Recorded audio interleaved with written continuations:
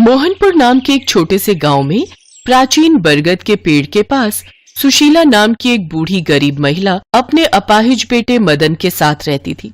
मदन बचपन से ही दोनों पैरों से चल नहीं सकता था। मिट्टी और भूसे से बनी सरला की छोटी सी झोपड़ी गांव के किनारे पर खड़ी थी, जिस पर अक्सर राहगीरों का ध्यान नहीं जाता था। अपने जीवन की गरीबी और कठिनाइयों के बावजूद सुशीला भगवान राम में अपनी अटूट आस्था के लिए जानी जाती थी। एक और दिन बीत गया और अभी तक मेरे भगवान राम नहीं आए हैं, लेकिन मुझे पता है कि वो आएंगे। वो एक दिन मेरे दुखों को दूर करने जरूर आएंगे। मुझ गरीब की झोपड़ी में वो जरूर आएंगे। माँ, प्यास लगी है।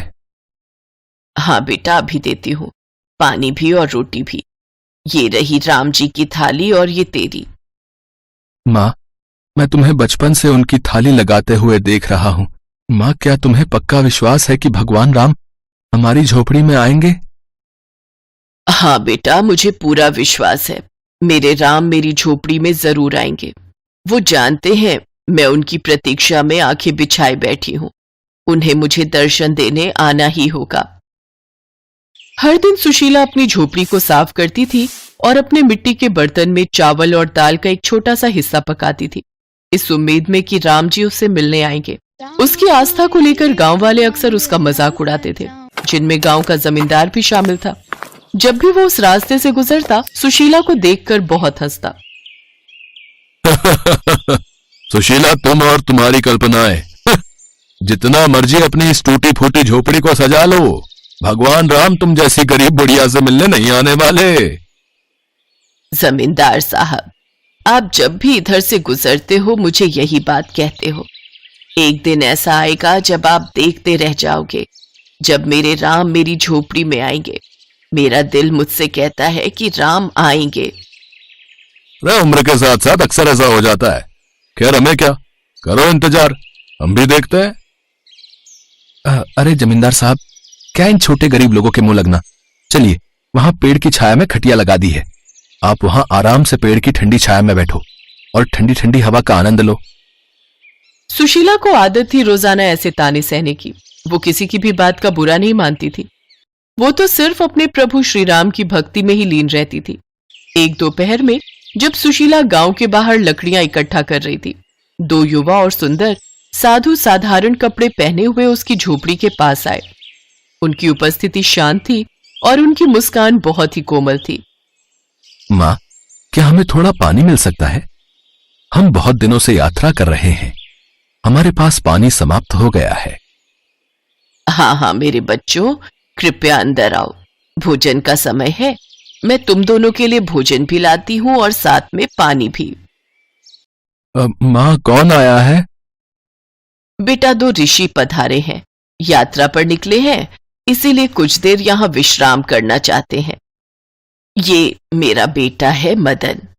सुशीला भोजन की थाली लगाने लगी, तभी दूसरे युवा ऋषि ने सुशीला से पूछा, माँ, आपने भोजन की ये 3 थालियां क्यों लगाई हैं? हम तो केवल 2 ही हैं। बेटा, ये थाली भगवान राम के लिए है। मैं जब भी भोजन लगाती हूँ तो एक थाली भगवान श्री राम के लिए निकालती हूँ, क्योंकि मुझे यकीन है कि एक ना एक दिन वो मेरी इस झोपड़ी में जरूर आएंगे और इस भोजन को ग्रहण करेंगे। ये लो बेटा, खाओ। सुशीला की बातें सुनकर दोनों युवा ऋषि मुस्कुरा दिए। उन्होंने घंटों बातें की। युवा ऋषियों ने गांव, सुशीला के जीवन और राम जी के प्रति उसके अटूट विश्वास के बारे में उसकी कहानियां ध्यान से सुनी। जैसे ही शाम हुई, युवा ऋषि जाने के लिए खड़े हो गए। आपसे मिलकर और आपकी प्रभु श्री राम के प्रति भक्ति को देखकर सचमुच हृदय आनंद से भर गया। धन्यवाद। बस अब तो मेरी इच्छा है कि राम जी भी ऐसे ही मुझसे मिलने आए जैसे आप आए हैं। तुम्हारी भक्ति जीत गई माँ। देखो, मैं तुमसे मिलने आ गया। तुम्हारी भक्ति मुझे यहां तुम्हारी झोपड़ी में खींच लाई। सुशीला देखती है दोनों युवक राम और लक्ष्मण के रूप में आ जाते हैं। सुशीला को कुछ पल के लिए तो अपनी आंखों पर यकीन ही नहीं हुआ। उसकी खुशी का ठिकाना नहीं था। उसकी भक्ति जीत गई। उसे अपने प्रभु श्री राम के दर्शन हो गए। बस माँ, अब दुख के दिन दूर हो गए। अब आपको चिंता की कोई जरूरत नहीं। अब मेरे आशीर्वाद से सब कुछ ठीक हो जाएगा। भगवान श्री राम आशीर्वाद का हाथ उठाते हैं। मदन के पैर ठीक हो जाते हैं और वो उठकर खड़ा हो जाता है। वो भी हाथ जोड़कर भगवान श्री राम और लक्ष्मण के सामने खड़ा था। सुशीला की आंखों से आंसू बहते ही जा रहे थे। देखते ही देखते सुशीला की झोपड़ी सोने की हो गई। उसके घर में धन भंडार भर गए। उसकी झोपड़ी में राम आ गए। सुशीला को आशीर्वाद देकर भगवान राम और लक्ष्मण अंतर्ध्यान हो जाते हैं। जिन लोगों ने सुशीला का मजाक उड़ाया था वे अब उसके अटूट विश्वास से आश्चर्यचकित थे। मां, तुम्हारा विश्वास जीत गया। प्रभु श्री राम और लक्ष्मण हमारी कुटिया में आए। देखो, उन्होंने मुझे ठीक कर दिया, हमारी गरीबी भी दूर कर दी, हमारे जीवन के सारे दुख दूर कर दिए। मां, हाँ बेटा, अब हमारे दुख के दिन दूर हो गए। हाँ मेरे बच्चे, प्रभु श्री राम ने हमारे जीवन के सारे दुख दूर कर दिए। अब सुशीला बहन, मुझे माफ कर दो। मैंने तुम्हारा हमेशा मजाक उड़ाया, पर आज हमारी आंखों के सामने सारी सच्चाई है। तुम्हारी भक्ति सचमुच बहुत सच्ची है। तुम्हारी झोपड़ी में राम आ गए। सुशीला बहन, तुम सत्य कहती थी कि तुम्हारी झोपड़ी में राम जरूर आएंगे। सब गांव वाले भी सुशीला की भक्ति की बहुत प्रशंसा करते हैं और सब सुशीला से यही सीख लेते हैं कि भगवान पर अटूट विश्वास बहुत जरूरी है, तभी हमें सच्ची भक्ति का फल प्राप्त होता है। बहुत समय पहले की बात है। भरतपुर नामक गांव में चंदन नाम का एक लड़का रहता था। वो स्वभाव से बहुत आलसी था, परंतु उतना ही वो भोला भाला भी था। वो दिन भर कोई काम नहीं करता था, बस सारा दिन खाना और सोना ही उसकी आदत थी। उसके परिवार के सदस्य भी उसे जब काम करने के लिए कहते तो वो बहाना बनाता। ऐसे ही एक दिन, अरे चंदन, जब देखो तब सोया रहता है। आलस छोड़ और जाकर कोई काम कर। तेरा भाई लाखन सही कह रहा है चंदन, तुझे कोई काम ढूंढना चाहिए। कब तक तेरा भाई अकेले मेहनत करता रहेगा? आप सबके ताने सुन सुनकर तो मैं तंग आ गया हूँ। कोई तो स्थान होगा जहाँ मुझे बिना कोई काम किए भोजन मिलता रहे। अब मैं कुछ दिनों के लिए गांव से बाहर घूमने जा रहा हूँ। इतना कहकर चंदन घर से निकल पड़ा। यूं ही भटकते हुए वो एक आश्रम में पहुंचा। वहां उसने देखा कि आश्रम में एक गुरुजी हैं और उनके साथ उनके शिष्य जो बस मंदिर की पूजा करते हैं और कोई काम नहीं करते। उसने मन में सोचा, यहाँ तो कोई काम धाम नहीं, बस पूजा ही तो करनी है। अगर मैं यहाँ रहने की व्यवस्था कर लूँ तो मेरे लिए बहुत बढ़िया बात हो जाएगी। एक बार पूछ लेता हूँ। प्रणाम गुरुजी, मैं दूर गांव से आया हूँ। अगर आपको कोई परेशानी न हो तो क्या मैं यहाँ कुछ दिन आपके आश्रम में रह सकता हूँ? हाँ हाँ, क्यों नहीं, तुम इस आश्रम में अवश्य रुक सकते हो। लेकिन गुरुजी, मैं कोई काम नहीं कर सकता हूँ। पता नहीं काम करने के नाम पर मुझे आलस घेर लेता है। तो यहाँ कोई काम नहीं करना है, बस पूजा करनी होगी। ठीक है गुरुजी, वो तो मैं कर लूंगा। उस दिन से चंदन गुरुजी के आश्रम में रहने लगा। न कोई काम न कोई धाम और समय पर खाने को भोजन भी प्राप्त हो जाता था। इसलिए चंदन पूजा पाठ पूरी लगन से करता था और प्रभु भक्ति में भजन गाता था। ऐसे ही चंदन को आश्रम में रहते महीना भर हो गया था। एक दिन चंदन पूजा पाठ के सभी कार्य करके जब भोजन करने रसोई में गया। अरे, आज तो रसोई में खाने की कोई तैयारी ही नहीं है।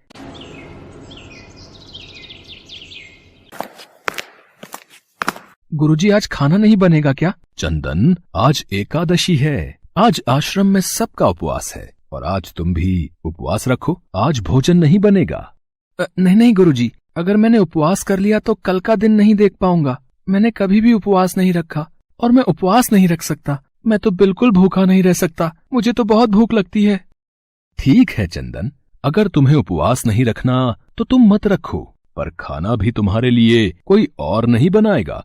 तुम्हें अपना खाना स्वयं बनाना पड़ेगा। चंदन तो स्वभाव से निरा आलसी था। उसे तो बस बैठकर खाने की आदत थी, पर भूख भी तो शांत करनी थी। मरता क्या न करता। गया रसोई में। लकड़ी, आटा, तेल, घी, सब्जी लेकर चंदन अभी खाना बनाने बैठा ही था, तभी गुरुजी आ गए। चंदन, तुम आज नदी के उस पार जाकर रसोई बना लो और जब तुम भोजन बना लोगे तो राम जी को भोग जरूर लगा लेना। ठीक है गुरुजी, मैं भोजन तैयार करके भोग लगा दूंगा। अब मैं चलता हूँ। चंदन ने नदी पार पहुंचकर पहली बार जैसे तैसे खाना बनाया। ये भोजन बनाना तो कितना मुश्किल कार्य है। चलो जैसे तैसे बन ही गया, अब जल्दी से खा लेता हूँ। बहुत जोरों की भूख लगी है। पर याद आया, गुरुजी ने कहा था कि भोजन करने से पहले राम जी को भोग लगाना है। आओ मेरे राम जी, भोग लगाओ जी। प्रभु राम आइए, श्री राम आइए, मेरे भोजन का भोग लगाइए। अरे मेरा भजन भी समाप्त हो गया, भोजन ठंडा हो रहा है, पर भगवान तो आए नहीं। जब कोई नहीं आया तो चंदन बेचैन हो गया कि यहाँ तो भूख लग रही है और राम जी आ ही नहीं रहे। भोला मानस जानता नहीं था कि प्रभु साक्षात तो आएंगे नहीं, पर गुरुजी की बात मानना जरूरी है। पर चंदन भी अपनी बात पर डटा रहा। देखो प्रभु राम जी, मैं समझ गया कि आप क्यों नहीं आ रहे हो। मैंने रूखा सूखा बनाया है और आपको तरमाल खाने की आदत है। आप इसीलिए नहीं आ रहे ना? तो सुनो प्रभु, आज आश्रम में भी कुछ नहीं बनाया। सबका एकादशी का व्रत है, खाना हो तो ये भोग ही खा लो। वो कहते हैं ना, भगवान भी भक्त के वश में होते हैं। श्री राम अपने भक्त की सरलता पर बड़े मुस्कुराए और माता सीता के साथ प्रकट हो गए। गुरुजी ने तो कहा था कि राम जी आएंगे, पर यहाँ तो माता सीता भी आई हैं और मैंने तो भोजन बस 2 लोगों का बनाया है। अगर एक को भोजन खिलाऊंगा तो दूसरे को ना पूछूं तो वो भी तो अच्छी बात नहीं है ना। कोई बात नहीं, मैं आज इन दोनों को ही भोजन खिला देता हूँ। मैं आज भूखा रह लूंगा। प्रभु, आपके इस भक्त ने तो भोजन बहुत ही स्वादिष्ट बनाया है। तभी तो मैंने तुम्हें यहाँ अपने साथ आने का आग्रह किया था। प्रभु, आप दोनों को मेरे हाथ का भोजन स्वादिष्ट लगा, ये जानकर मुझे बहुत खुशी हुई है। पर मुझे लग रहा था कि आप अकेले आएंगे, पर आप तो 2 लोग आए हैं, इसलिए मैं भूखा रह गया। पर अगली एकादशी पर ऐसा न करना, पहले बता देना कि कितने जन आ रहे हो, और हाँ, थोड़ा जल्दी आ जाना। भगवान राम चंदन की भोली भाली बातों को सुनकर मुस्कुराने लगे और माँ सीता के साथ प्रसाद ग्रहण करके चले गए। अगली एकादशी तक चंदन सब भूल गया। उसे लगा कि प्रभु ऐसे ही आते रहेंगे और प्रसाद ग्रहण करते रहेंगे, इसलिए उसने किसी को भी ये बात नहीं बताई। फिर एकादशी आई तो चंदन सोच में पड़ गया। कहीं ऐसा ना हो कि आज भी 2 लोग पधारे तो फिर मैं भूखा रह जाऊं। इसलिए आज मैं पहले से ही 3 लोगों का भोजन बना लूंगा। गुरुजी, मैं नदी पार रसोई बनाने जा रहा हूँ, पर आज थोड़ा ज्यादा अनाज लगेगा। भोजन पर 2 लोग आते हैं। लगता है तू भूख के मारे बावला हो रहा है। ठीक है, ले जा और अनाज ले जा। अब की बार चंदन ने 3 लोगों का खाना बनाया। फिर राम जी को पुकारा, प्रभु राम आइए, सीता राम आइए, मेरे भोजन का भोग लगाइए। भगवान की महिमा भी निराली है। उन्हें भी अपने भक्त के साथ हंसी ठिठोली करने में बड़ा मजा आता है। इस बार श्री राम माता सीता के साथ भरत, लक्ष्मण, शत्रुघ्न और हनुमान जी को लेकर आ गए। अरे ये क्या, एक का भोजन बनाया तो 2 आए, आज 2 का भोजन बनाया तो पूरा खानदान आ गया। लगता है आज भी भूखा ही रहना पड़ेगा। चंदन ने सबको भोजन खिलाया और बैठे बैठे देखता रहा। अनजाने ही उसकी आज भी एकादशी हो गई। फिर अगली एकादशी पर चंदन ने गुरुजी से कहा, गुरुजी, ये आपके प्रभु राम जी अकेले क्यों नहीं आते? हर बार कितने सारे लोग ले आते हैं, इस बार अनाज ज्यादा देना। ये चंदन हर बार मेरे से अनाज बढ़ा कर ले जाता है। कहीं ये अनाज को बाजार में बेचता तो नहीं है? मुझे इसके पीछे जाकर देखना पड़ेगा। ठीक है चंदन, भंडार में से जितना अनाज चाहिए ले लो। चंदन जब अनाज लेकर नदी पार चला गया तो गुरुजी भी छुपकर उसे देखने चल पड़े। इस बार भोजन पहले नहीं बनाऊंगा, पता नहीं कितने लोग आ जाएं। पहले बुला लेता हूँ, फिर बनाता हूँ। प्रभु राम आइए, श्री राम आइए, मेरे भोजन का भोग लगाइए। देखते ही देखते सारा राम दरबार मौजूद हो गया। राम जी मुस्कुराए। सीता माता भी गदगद हो गई चंदन के मासूम जवाब से। प्रभु ये क्या, हम सब तो आपके साथ यहाँ पर भोजन के लिए पधारे हैं, पर यहाँ पर तो प्रसाद तैयार ही नहीं है। प्रभु इस बार मैंने ना खाना नहीं बनाया। क्यों चंदन, आज तुमने हमारे लिए प्रसाद क्यों नहीं बनाया? राम जी, भोजन बनाकर क्या फायदा, मैं तो भूखा ही रहूंगा। फिर क्या फायदा बनाने का, आप ही बना लो और खुद ही खा लो। क्या करें भैया, भक्त की इच्छा है, पूरी तो करनी ही पड़ेगी। चलो लग जाओ काम पर। लक्ष्मण, तुम लकड़ी काट लो, देवी सीता तुम आटा गूंथ लो, मैं चूल्हे की तैयारी। राम जी के साथ सब मिलकर रसोई बनाने लगे। चंदन एक तरफ बैठकर देखता रहा। माता सीता राम जी के साथ जब रसोई बना रही थी तो कई ऋषि मुनि व यक्ष गंधर्व प्रसाद लेने आने लगे। यहाँ तो कोई दिखाई नहीं दे रहा, ये बिना भोजन बनाए अकेला भूखा क्यों बैठा है? चंदन बेटा, क्या बात है, खाना क्यों नहीं बनाया? गुरुजी, आप अच्छा किया गुरुजी, आप आ गए। देखिए कितने लोग आते हैं प्रभु के साथ। मुझे तो यहाँ पर कुछ नहीं दिख रहा सिवाय तुम्हारे और अनाज के। एक तो इतनी मेहनत करवाते हैं प्रभु, भूखा भी रखते हैं, और ऊपर से गुरुजी को दिख भी नहीं रहे। ये और बड़ी मुसीबत है। राम जी, आप गुरुजी को दिख क्यों नहीं रहे? चंदन, मैं उन्हें नहीं दिख सकता। क्यों? गुरुजी तो बड़े पंडित हैं, ज्ञानी है, विद्वान है, उन्हें तो बहुत कुछ आता है। उनको क्यों नहीं दिखते आप? माना कि उनको सब आता है, पर वे सरल नहीं हैं तुम्हारी तरह, इसलिए उनको नहीं दिख सकता। गुरुजी, प्रभु कह रहे हैं कि आप सरल नहीं हैं, इसलिए आपको नहीं दिखेंगे। वाकई मैंने सब कुछ पाया, पर तुम्हारी तरह सरलता नहीं पा सका, और प्रभु तो मन की सरलता से ही मिलते हैं।